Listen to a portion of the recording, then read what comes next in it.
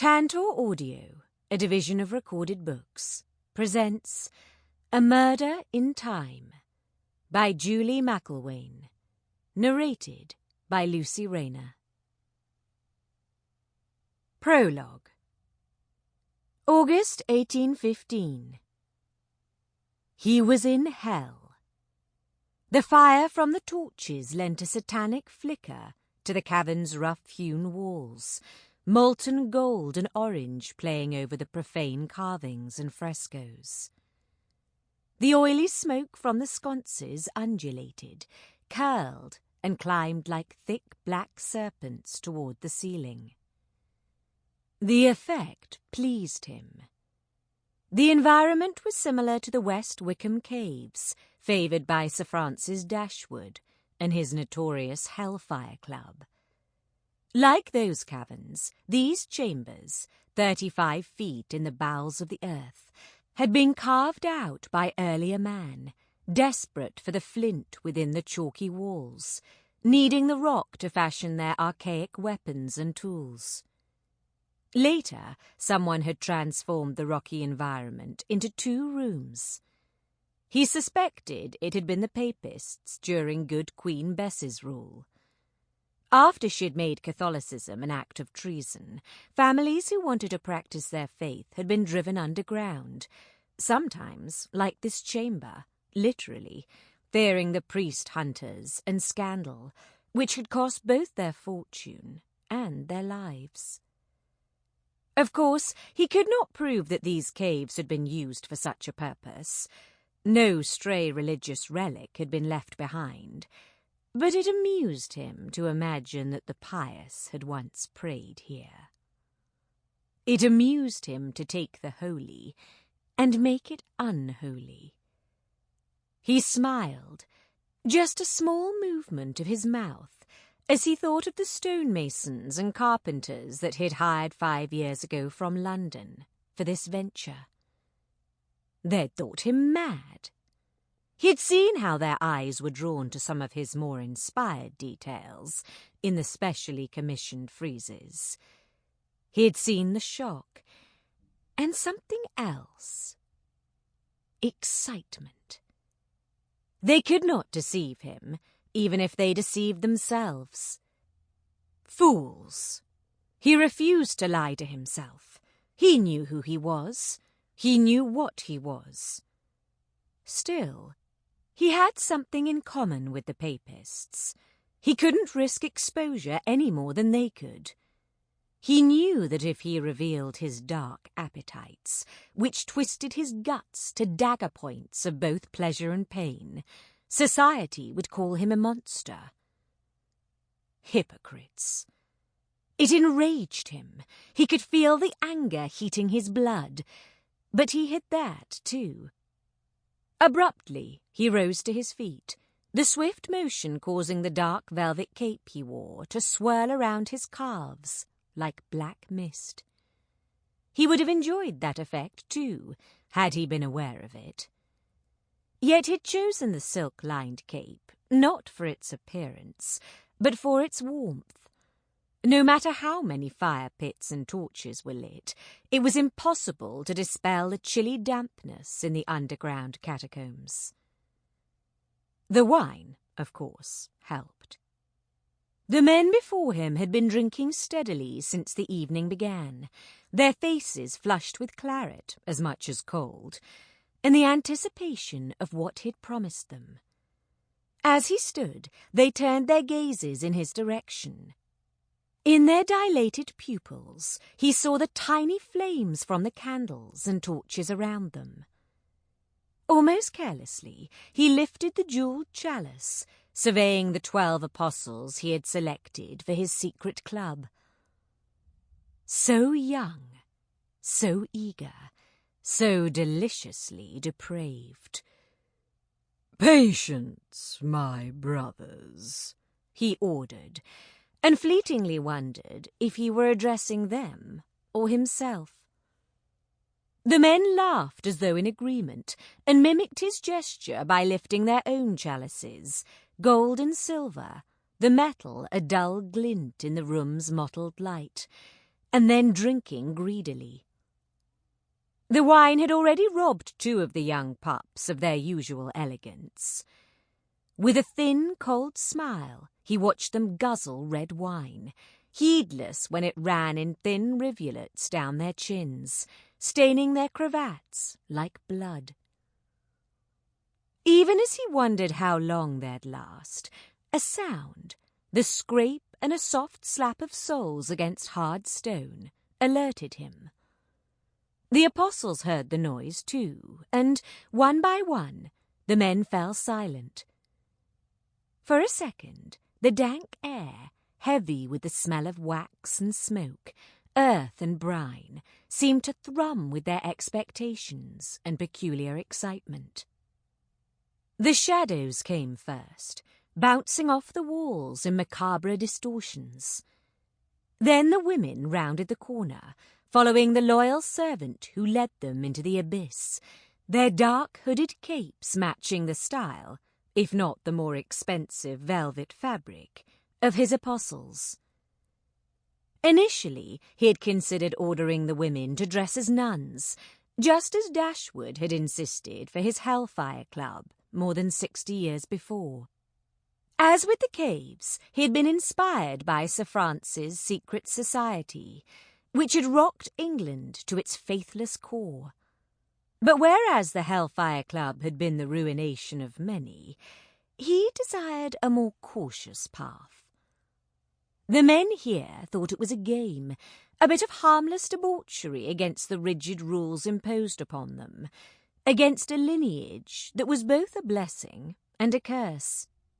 They were oblivious to the wild hunger inside him, the desperate need to satisfy his craving. The women's awe at the cavernous hall was fast dissolving into nervous, ingratiating giggles. Several of them were trying to strike poses in the firelight to best show off their attributes, despite the concealing cloaks they'd been asked to wear. His mouth tightened with annoyance. That's what came from hiring whores. He'd instructed them to act innocent, but he supposed the concept was foreign to them. Except for the little one. Satisfaction eased aside some of his irritation as he observed her. He'd spent weeks hunting London's brothel for this particular venture. Through his emissary, he had picked 13 of the soiled doves. Lydia was the only one he'd selected for himself. She was young, probably not much older than 15, and, unlike the others, she was fresh. With her dark curls and apple-cheeked complexion, she exuded youth and innocence. It was a sham, of course, but her eyes weren't quite as jaded as the other whores, and that appealed to him. He set the chalice down on the long pine serving table in the centre of the room and walked toward her, her smaller stature making her easy to identify among the relative anonymity of the cloaked figures. Her face was nearly hidden in the shadows of her hood, but he caught the nervous darting of her eyes as she glanced around. When she saw him, recognition flashed across her face, and a smile trembled on her Cupid's bow mouth. Her cheeks flushed with pleasure as he reached out to grasp her slender wrist. Her welcoming smile transformed into a surprised "oh" when he yanked her across the tavern to the jagged opening that formed a narrow passageway. Stopping abruptly, so abruptly that the girl stumbled into him, he turned back to the room and raised an arm. "Do as thou wilt," he quoted, borrowing once again from Sir Francis. His mouth curved with cold satisfaction as his apostles swooped on the harlots, and the chamber echoed with delighted laughter and thrilled screams. Distorted shadows danced against the cavern walls. The game had begun. Turning back into the passageway, his fingers tightening around the doxy's thin wrist, he yanked her behind him with little regard as he hurried down the tunnel. She had to run or be dragged. Me lord," she gasped breathlessly. He didn't seem to hear her, as she was forced to race to keep up with his longer strides, the hood of her cloak falling to her shoulders, the dark curls tumbling around her pretty face. A rustic oak door was at the end of the corridor. He stopped, releasing her to withdraw a key from his pocket. He tugged open the door, stepping aside in a courtly gesture that was sure to have her heart fluttering. With a flirtatious smile and a toss of her head, Lydia crossed the threshold, but he watched her coy sophistication crumble as her eyes drifted over the elaborate four-poster bed with its gleaming red satin sheets. Across the room was an enormous table and cupboard, the table scattered with at least 20 beeswax candles. Beneath that scent, one could detect other smells. Sex, and something else, something not quite identifiable. "Oh, la! 'Tis amazing, this," she whispered, as her fingers worked on the knot at her throat, and the wool cape she'd been given for the night's pleasure slid off her thin shoulders to pool on the hard stone floor. He locked the door and began methodically stripping off his own cape and clothes, leaving them in a crumpled pile behind him as he walked, naked, toward her. He was already aroused.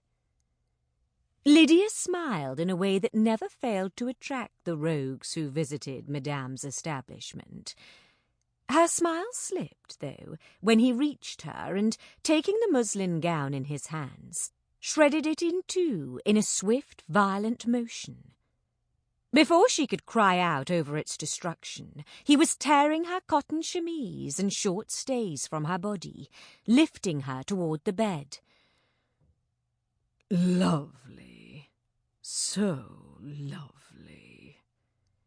His breath was hot against her flesh as he bore her down on the feather mattress. Shackling her delicate wrists above her head with one hand, he kissed his way down the slim white column of her throat to one small breast. Dress forgotten, she relaxed under the sensual onslaught, delighted to feel his mouth and tongue laving her. A soft sigh escaped her lips as she began to dream about a future that had nothing to do with Madame Dupree. A future far away from the fat, sweaty old men who came to see her at the academy. To leave the house on Bacon Street, to have a place all her own. 'Twould be heaven. The searing pain was so unexpected she couldn't quite comprehend it, even as her body jerked in reaction. Crying out, her eyes flew open in shock and met the man's as he lifted his head. Dread rippled through her as she saw the bright flecks of blood on his lips. Even then it took her a moment to connect that to the hot, painful throbbing on her left breast. Her eyes slewed downward. She felt a jolt of fear and horror as she caught sight of the wound. She screamed. His eyes glinted, his face suddenly a demonic shadow as he hovered above her. His free hand flashed toward her throat, wrapping around the slim column, choking off the shrill sound. The pressure increased. The sharp pain in her breast faded abruptly, swamped by the more pressing need to breathe. Frantically, she struggled to free herself from the punishing grip. As she bucked and writhed, her lungs began to burn, her vision dimmed. Her tongue seemed to swell in her mouth, further choking her. Just when she thought her throat would be crushed, the pressure eased. Coughing and gasping, she sucked in great gulps of the scented air. And now she recognized that other smell in the room. It came to her in one horrifying flash. Blood. The devil's lips brushed her ear. It's not going to be that easy, my sweet, he murmured silkily, sliding over her. Skin against skin, his sweat mingling with her blood. I'm not through with you yet. He reached for something above her, and though her heart pounded in her ears, Lydia heard the unmistakable clink of metal. Then the cold bite of steel against her flesh. Her eyes widened, and the bone-shaking terror that flooded her made her yearn for the unconsciousness denied her a moment ago. Because now she knew that this was no sensual lair, with the flickering candles and beautiful bed. A choked sob escaped her. This wasn't heaven, after all. Chapter 1. Present Day. You're sure about this? Absolutely sure. We finally got the son of a bitch? Unease, as dark and slick as an oil spill, slid inside Kendra's belly. She ignored the sensation, putting it down to the dozen pairs of eyes locked on her at the moment. And not just any eyes. 3 sets of those eyes belonged to assistant directors or associate deputy directors from a veritable alphabet soup of agencies. The CIA, NSA, and her own FBI, including a senior official from the National Security Branch, which had been formed post 9/11 to coordinate counter-terrorism, counterintelligence, and intelligence resources. The other members of the Special Task Force were agents like her, although she was the only woman in the room. Depending on one's perspective, that made her either very special or a freak. She shied away from choosing a side on that one. It's Balakarev. Kendra kept her voice cool and steady with an effort, though she felt those eyes pressing against her like a physical weight.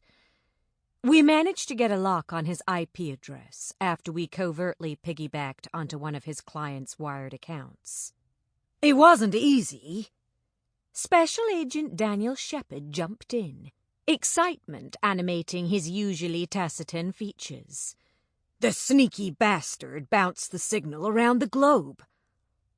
Daniel was, at heart, a computer geek and used his skills brilliantly within the FBI's cyber action teams. Normally, he was responsible for chasing malicious computer hackers throughout the world. This was the first time he'd been asked to track down a known terrorist.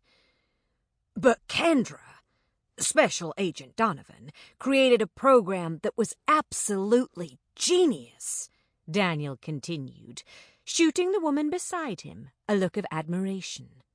It tracked his previous patterns, allowing us to leap forward rather than catching up with his signal. I understand. Peter Carson, the FBI's assistant director of the New York field office, raised his hand in an impatient, preemptive gesture to ward off what would undoubtedly be a long-winded session of techno-speak. Carson wasn't a computer geek. He had no interest in the internet, except to use it to nail the ass of one Vlad Balakarev, former KGB agent turned merchant of death. The Russian had been Carson's mission for more than a year, ever since the NSA had picked up chatter linking him to an al-Qaeda terrorist group, rumoured to be on the verge of setting up a cell in New York City. They'd formed an elite multi-agency task force to track Balakarev around the world, and they'd come damn close to capturing him twice, once in Jordan and then, 2 months later, in Spain. But he had eluded them. In the process, he had taken out 5 of their special ops agents. That had been a bitter pill to swallow, but nothing compared to the gut-clenching fear that Carson felt after receiving intel a month ago that Balakarev had slipped into the United States with a cache of chemical weapons to sell. Specifically, ricin, the deadly compound favoured by Balakarev's former KGB. Carson had been chewing Tums like they were candy after that news. I want to be sure, absolutely goddamn sure, that it's Balakarev, he said now, remembering the botched mission in Spain. How the hell had the Russians slipped through that net? He pushed that question aside to focus on Kendra Donovan. If he felt a little squeamish about dealing with her, he was careful to keep that hidden. It had been his decision 8 months ago to pull her out of the FBI's Behavioral Analyst Unit, where she'd been using her profiling and computer skills to work on the country's most vicious serial killer cases. It had given him a jolt to meet her in person, though. He put his reaction down to her age. Only 26, for Christ's sake. But he'd read her file. He knew who she was. Hell, he knew what she was. The offspring of 2 scientists who advocated eugenics, she'd been a child prodigy, landing at Princeton when she was only 14. By the time she was 18, she'd gotten degrees in advanced computer science, psychology, and criminology. No wonder the Bureau had wanted her badly enough to circumvent their age requirement of 23 to get her in. Kendra Donovan was a capable agent, Carson knew. Even so, it was damn distracting discussing tactical operations with someone who wore their hair in a jaunty ponytail. Feminists could kiss his ass, but Carson was old enough, and, yes, old-fashioned enough, to still believe that to bring a woman, especially a woman who looked like Kendra, into an all-male environment was to invite disaster. But if Kendra had found Balakarev, he'd kiss the foot of every feminist he met. Damned if he wouldn't. It's Balakarev. Kendra was pleased her voice was steady, revealing none of her inattention. We've tracked his signal to a warehouse in Brooklyn. She hesitated briefly, her eyes as dark as onyx, unreadable.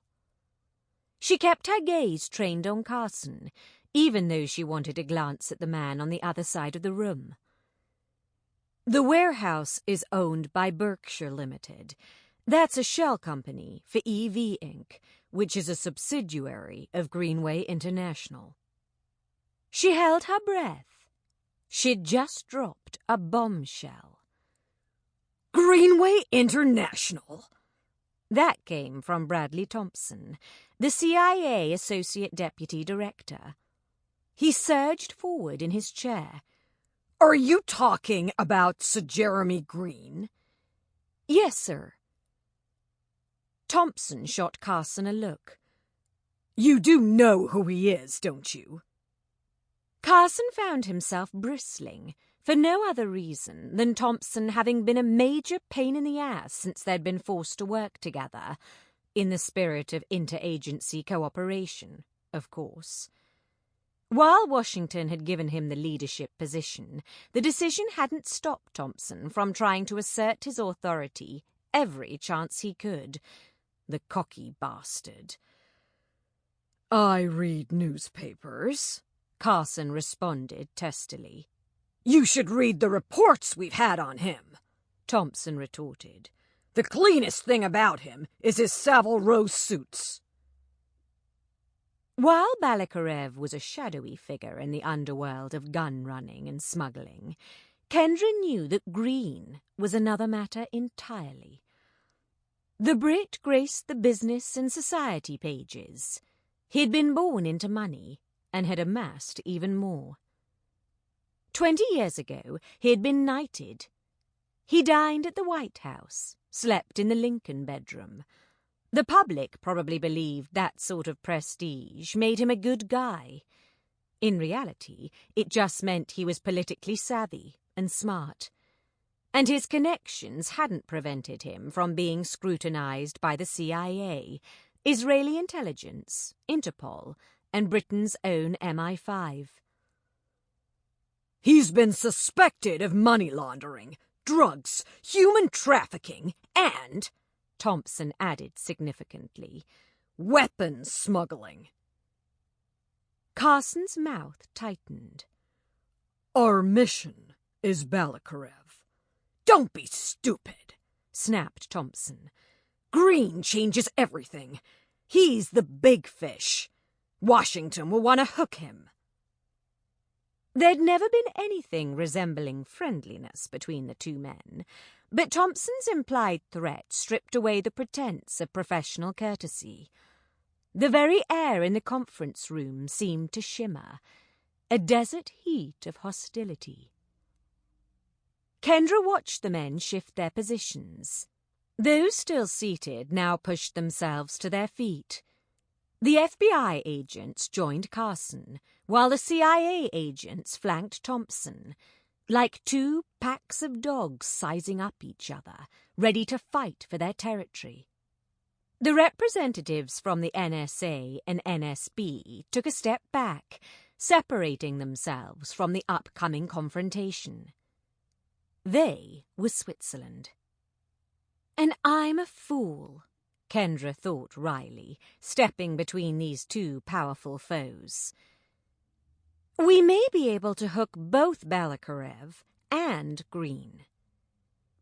Dangling that carrot made her, once again, the focal point. This time was worse, though, because at least one of the pairs of eyes on her was furious, and they belonged to her current boss. What are you talking about, Agent Donovan? Carson demanded. The snap in his voice made her flinch.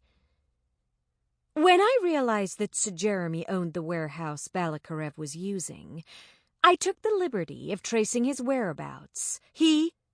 Why? Carson interrupted, his eyes bright with irritation and suspicion. The question threw her for a second. Recovering, she said, I recognized his name from an agency report I'd read. In fact, she'd read the report 11 months ago, but her memory had never been an issue. While it wasn't quite eidetic, it came pretty damn close. Green filed a flight plan from Heathrow yesterday. His private jet touched down at JFK this morning at 3 a.m. He was picked up by a limousine and taken to his penthouse on Park Avenue. Thompson stared at her. Green's in New York? Carson scowled. He has nothing to do with our mission, which remains Balakarev. Kendra didn't need him to emphasize the Russian's name to know that Carson was warning her. Jesus H. Christ. This was probably how it felt to find yourself in the middle of a minefield. Her stomach churned. One wrong step. Green is scheduled to be at the Brooklyn warehouse today at 4 p.m. Thompson sucked in a breath. He looked like a man who'd just found God. How do you know that? He uses a smartphone.